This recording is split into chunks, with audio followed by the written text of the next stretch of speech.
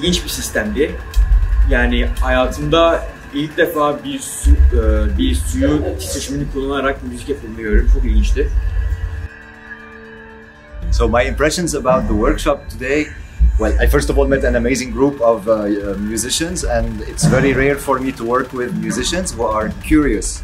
So it was very easy and very nice for me to be working with everybody this morning, because just like there was a very nice sense of experimentation and curiosity to try new things. And this is where all things start. So what we did today was experiment with sound underwater, with acoustics, with vibration, and see how how we can play with sound, like how any sound can become material for composition, for creating atmospheres and mixing elements together.